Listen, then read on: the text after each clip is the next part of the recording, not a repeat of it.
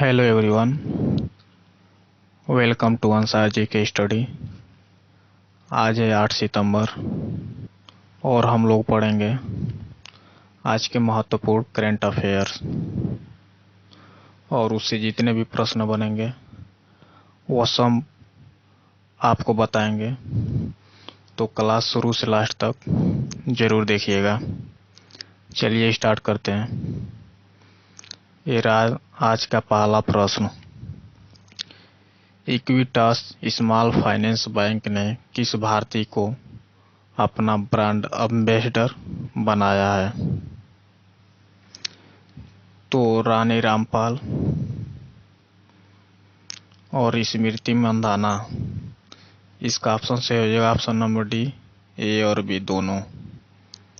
यह घोषणा 5 सितंबर 2021 को ही इक्विटास स्मॉल फाइनेंस बैंक की 5वीं वर्षगांठ के दौरान की गई थी।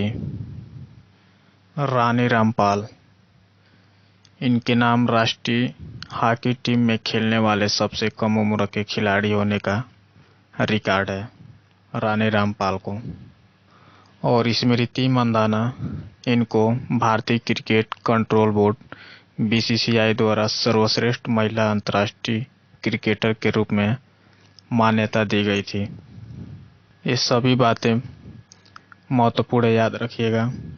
और लवलीना बोरगोहेन, आपको कल बताए थे बच्चों कि जो असम के समग्र शिक्षा अभियान है उसका ब्रांड एम्बेसडर चुना गया था। इनका मतलब था शिक्षा का बढ़ावा देना। अगला प्रश्न है बाबू, हर साल international day of clean air for blue skies कब मनाया जाता है? तो बच्चों इसका ऑप्शन ए सही हो जाएगा, 7 सितंबर। क्यों मनाया जाता है तो बता दें आपको।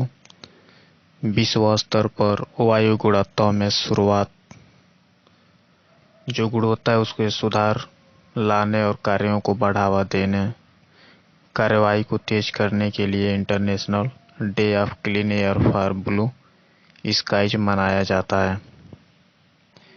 यह जो है संयुक्त राष्ट्र द्वारा मान्यता प्राप्त दिवस है, जिसका उद्देश्य सभी स्तरों जैसे व्यक्तिगत, समुदाय, कॉर्पोरेट और सरकार पर जन जागरूकता बढ़ाना है कि स्वच्छ हवा स्वस्थ उत्पादकता, अर्थव्यवस्था और पर्यावरण के लिए महत्वपूर्ण है। और इस बार का थीम है बच्चों हेल्थी एयर हेल्थी प्लेनेट, यानी स्वस्थ वायु स्वस्थ ग्रह।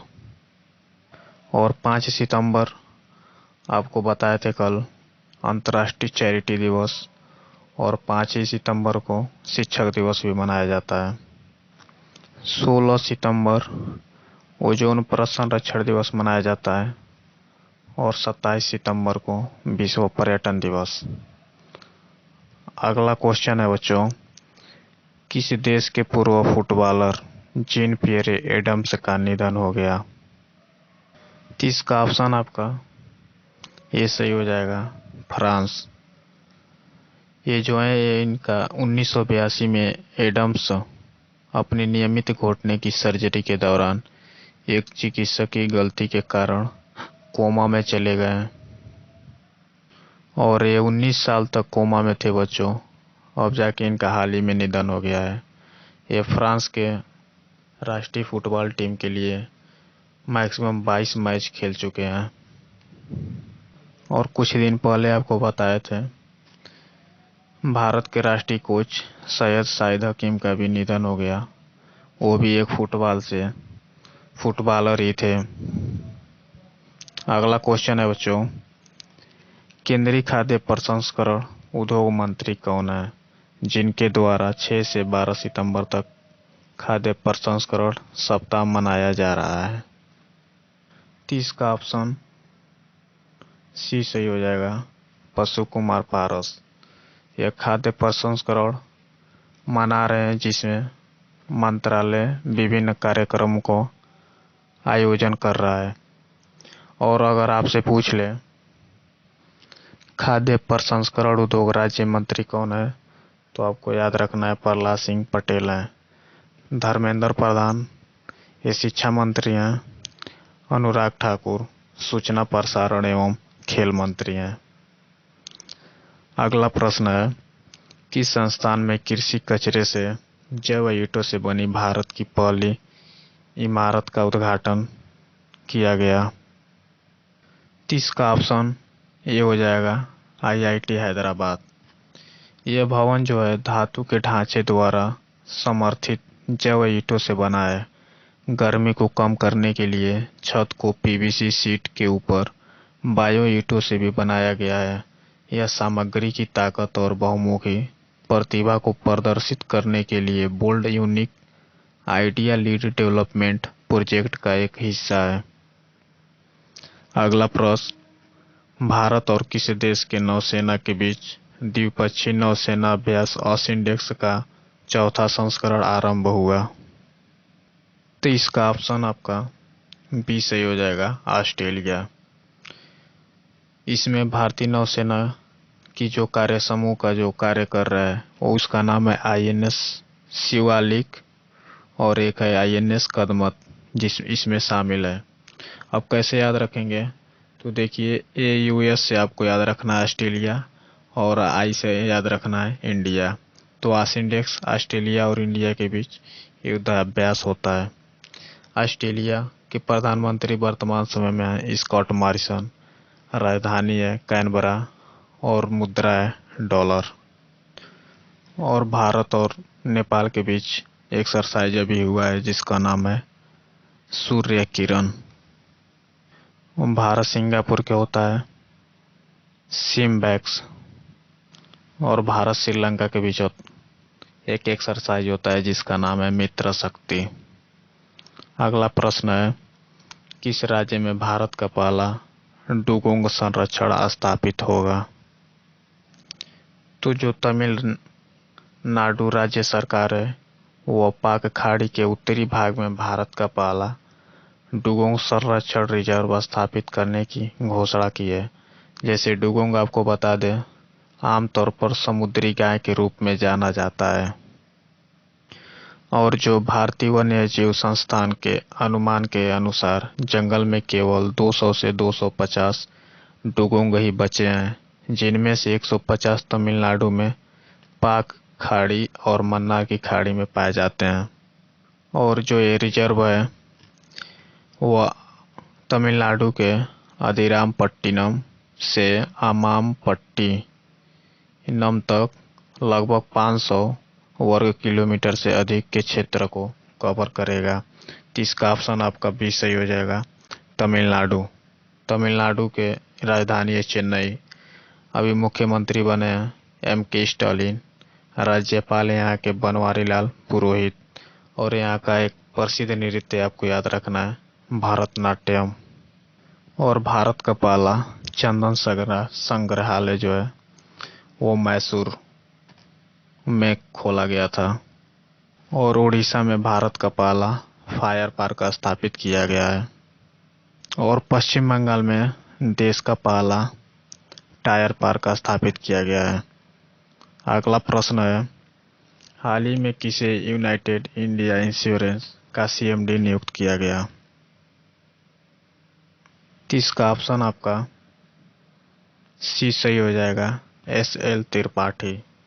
यूनाइटेड इंडिया इंश्योरेंस इसका मुख्यालय बता दें चेन्नई में है। और इसकी स्थापना जो है 18 फरवरी 1938 को हुआ था। यूनाइटेड इंडिया इंश्योरेंस के वर्तमान समय में CEO हैं श्री गिरीश राधाकृष्ण। और साइरस पोंचा आपको बताए थे कल, एशियाई स्क्वैश महासंघ के नए उपाध्यक्ष बने हैं साइरस पोंचा।